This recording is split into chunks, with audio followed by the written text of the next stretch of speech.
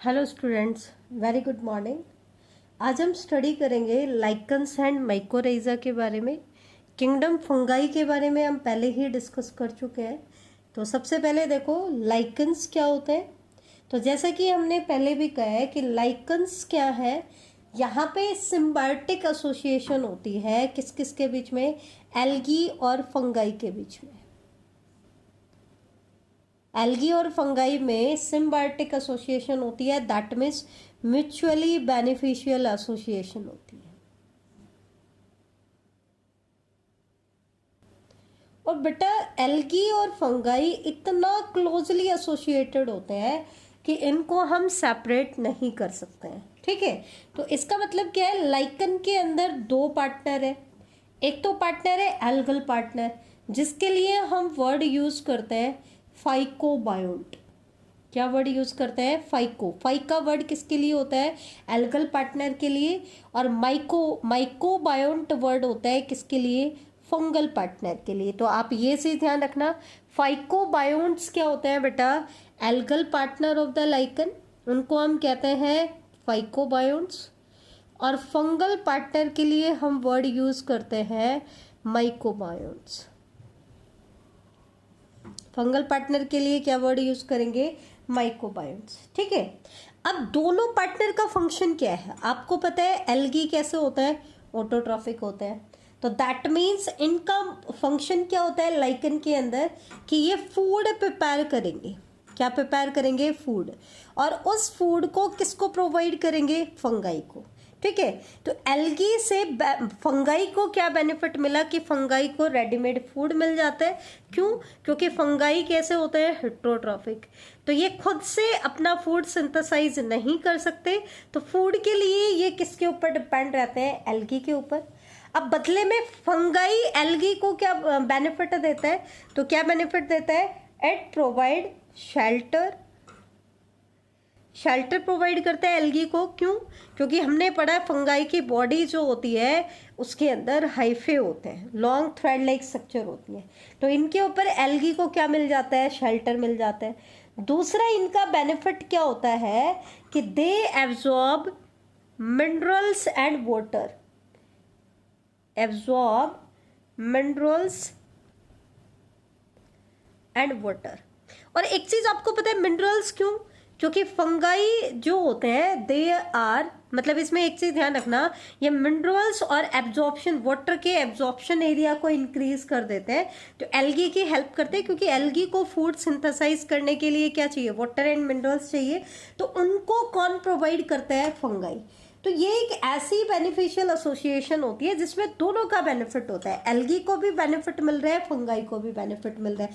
That means plus plus interaction है, दोनों partner को बेनिफिट मिलता है। और एक चीज ध्यान रखना, फंगाई जो है वो लाइकन के अंदर लाइकन की बॉडी का बल्क पार्ट बनाते हैं, मतलब मेजर कंट्रीब्यूटर कौन होता है, फंगाई होता है। ये चीज ध्यान रखना, डोमिनेटिंग कौन है, फंगाई है। ठीक है, एक चीज क्या इंपॉर्टेंट है जो आपको याद रखनी है कि फाइकोबायोन्ट में कौन कौन से एल्गल कंपोनेंट ऐसे हैं जो लाइकन बनाने में इन्वॉल्व होते हैं।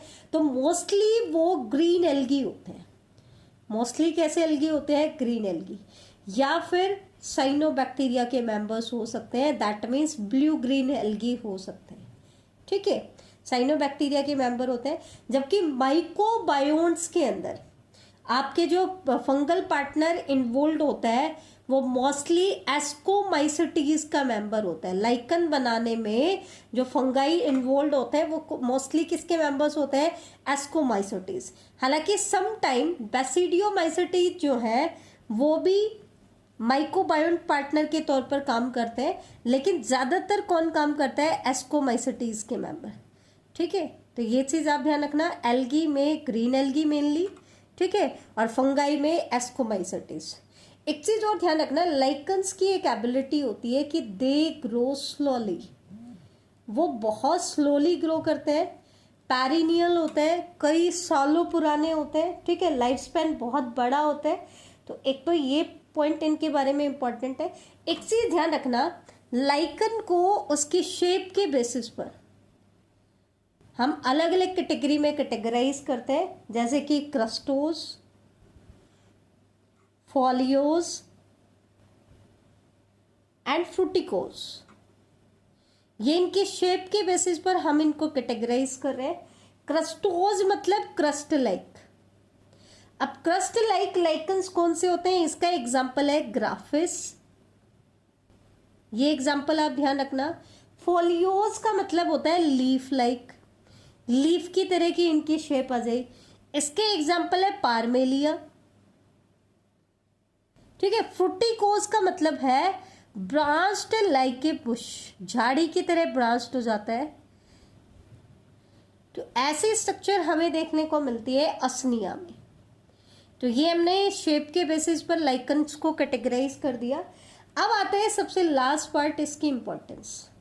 तो इंपॉर्टेंस में ध्यान रखना, सबसे मेन इंपॉर्टेंस जो एग्जाम्स में पूछी जाती है वो क्या है कि lichens are pollution indicator.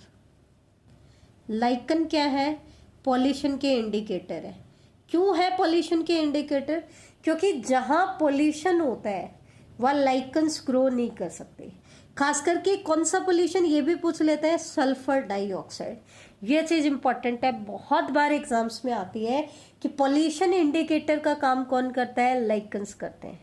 Indicator कैसे इंडिकेट करते हैं, जो पॉल्यूटेड एरियाज होते हैं वहां पे लाइकन्स की ग्रोथ नहीं होती है। ठीक है, दूसरी इनकी सिग्निफिकेंस क्या होती है कि they are the source of essences, dhoop and havan samagri. हवन सामग्री बनाने में इनको हम यूज करते हैं। ठीक है, कुछ मेडिसिन्स बनाने में भी लाइकन्स को यूज किया जाता है। धूप, जो अगरबत्ती और धूप होती है उनको बनाने में भी हम यूज करते हैं, और इवन कुछ डाई बनाने में भी इनको यूज किया जाता है, जैसे कि असनिया है, क्लेडोनिया है, असनिया, क्लेडोनिया, लोबेरिया, सिट्रेरिया। ये जो लाइकन्स होते हैं they are use for making essence, dhoop, havan samagri and some medicine. जबकि डाई बनाने में मेनली कौन सा यूज होता है, ऑर्सिन जो होता है। ठीक है, ऑर्सिन, लिटमस जो डाई होती है, आर्चिल जो डाई होती है, इनको बनाने में क्या यूज होते हैं बेटा, लाइकन्स यूज होते हैं। तो ये चीज आप ध्यान रखना। तो ये होती है लाइकन्स की सिग्निफिकेंस। तो ये तो था बेटा लाइकन्स के बारे में। लाइकन के बारे में सबसे इंपॉर्टेंट चीज जो एग्जाम्स में पूछी जाती है वो क्या है कि lichens are indicator of pollution. Lichens क्या है, पोल्यूशन के इंडिकेटर है, खास करके सेंसिटिव होते हैं सल्फर डाइऑक्साइड पोल्यूशन के। दूसरा इंपॉर्टेंट क्या है कि लाइकन में सिम्बायोटिक एसोसिएशन होती है एल्गी एंड फंगाई में। किसमें सिम्बायोटिक एसोसिएशन होती है, algae and fungi. Algal partner को कहते हैं फाइकोबायोन्ट, फंगल पार्टनर को बोलते हैं माइकोबायोन्ट। ठीक है, तो ये चीज आप ध्यान रखना। अब हम आते हैं माइकोराइजा पे।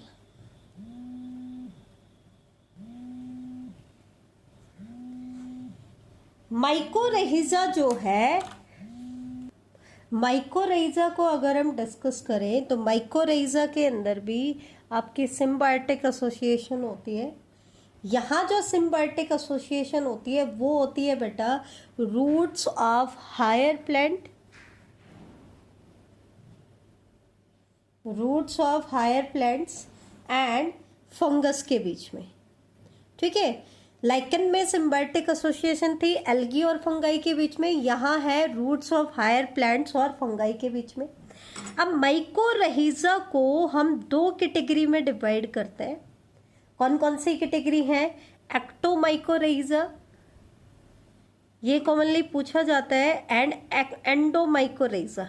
एंडोमाइकोराइजा ज़्यादा इंपॉर्टेंट है, एक्टोमाइकोराइजा एंड एंडोमाइकोराइजा। ये क्या होते हैं, एक्टोमाइकोराइजा का मतलब क्या है कि bulk of fungus lies on the surface of root. Root के सरफेस पे ज्यादातर जो फंगाई होता है वो रूट के सरफेस पे ही रह जाता है, मतलब डीपर पार्ट्स में पेनेट्रेट नहीं करता है। तो उस एसोसिएशन को हम क्या कहते हैं, एक्टोमाइकोराइजा। ठीक है, और जबकि एंडोमाइकोराइजा में क्या होता है, fungus mostly resides in the cortex of root. Fungus का ज़्यादा जो हिस्सा होता है वो रूट के कॉर्टेक्स में रहता है, जबकि यहाँ पर फंगस का जो ज़्यादातर हिस्सा होता है वो रूट के सरफेस पे ही रह जाता है, कॉर्टेक्स तक पेनिट्रेट नहीं कर पाते। एक्टोमाइकोरिज़ा में जो मोस्टली फंगल पार्टनर होता है वो मोस्टली बेसिडियोमाइसेटीज के मेंबर्स होते हैं। किसके मेंबर्स होते हैं? बेसिडियोमाइसेटीज के, ठीक है। जबकि आपके एंडोमाइकोरिज़ा में वो मोस्टली जाइगोमाइसेटीज के मेंबर होते हैं। किसके मेंबर होते हैं? जाइगोमाइसेटीज। समटाइम बेसिडियोमाइसेटीज के मेंबर भी हो सकते हैं, लेकिन ज्यादातर किसके मेंबर होते हैं? जाइगोमाइसेटीज के मेंबर होते हैं। बेटे यहाँ पे एंडोमाइकोरिज़ा में एक चीज इंपॉर्टेंट है कि एंडोमाइकोरिज़ा जो होता है उसको हम कॉमनली वैम कहते हैं। वैम मतलब वेसिकुलर आर्बस्कुलर। वैम की फुल फॉर्म होती है वेसिकुलर आर्बस्कुलर माइकोरिज़ा। इसको हम वेसिकुलर आर्बस्कुलर माइकोरिज़ा क्यों कहते हैं? बिकॉज इनसाइड कॉर्टिकल सेल दे इधर फॉर्म स्वोलन वेसिकल, या तो कॉर्टिकल सेल में जाने के बाद ये स्वोलन वेसिकल बना लेती है, या फाइनली ब्रांच्ड मास में डिवाइड हो जाती हैं, जिसको हम कहते हैं आर्बस्क्यूल। या तो स्वोलन वेसिकल बना लेती हैं या फिर एक फाइनली ब्रांच्ड मास बना लेती हैं, जिसको हम क्या कहते हैं बेटा? आर्बस्क्यूल्स कहते हैं। तो ये चीज आप ध्यान रखना कि एंडोमाइकोरिज़ा को कॉमनली हम क्या कहते हैं? वैम भी कहते हैं, वेसिकुलर आर्बस्कुलर माइकोरिज़ा। अब माइकोरिज़ा में अगर हम फंक्शंस की बात करें तो आपको पता है रूट का क्या फंक्शन होगा? फंगस तो है हेट्रोट्रॉफिक, ठीक है, तो फंगस हेट्रोट्रॉफिक है तो ये फूड तो सिंथेसाइज कर नहीं सकता, तो इसके लिए फूड कौन सिंथेसाइज करेगा? प्लांट, ठीक है। तो प्लांट की रूट जो है ये तो फंगस को नरिशमेंट प्रोवाइड करेंगी, ठीक है, साथ में फंगाई को शेल्टर भी देगा। ध्यान रखना, लाइकन में फंगस शेल्टर दे रहा था, लेकिन इस बार शेल्टर कौन दे रहा है? रूट्स दे रही है। तो फंगस क्या करेगा? ये मिनरल और वाटर की एब्जॉर्प्शन को बढ़ाएगा और इवन प्लांट की हेल्प करेगा एडवर्स एनवायरमेंटल कंडीशंस में सरवाइव करने में। ऐसा माना जाता है कि जो प्लांट माइकोरिज़ल एसोसिएशन करते हैं वो एडवर्स एनवायरमेंटल कंडीशंस में इजीली सरवाइव कर जाते हैं। इसलिए ज़्यादातर जो आपके प्लांट्स होते हैं वो जो क्रॉप एग्रीकल्चरल प्लांट होते हैं वो माइकोरिज़ल एसोसिएशन कर लेते हैं। क्यों? क्योंकि वो ज़्यादातर मिनरल डेफिशिएंट सोइल में एग्जिस्ट करते हैं, तो उनको मिनरल की एब्जॉर्प्शन को बढ़ाना है तो किसके साथ एसोसिएट हो जाते हैं? फंगस के साथ। और मोस्ट कॉमन जो फंगस का जीनस होता है वो होता है बेटा ग्लोमस, जो माइकोरिज़ल एसोसिएशन में इन्वॉल्व होता है उसको हम क्या कहते हैं? ग्लोमस। तो ये था हमारा लाइकन और माइकोरिज़ा का टॉपिक। नेक्स्ट लेक्चर में हम स्टार्ट करेंगे बेटा प्लांटे किंगडम के बारे में। Thank you.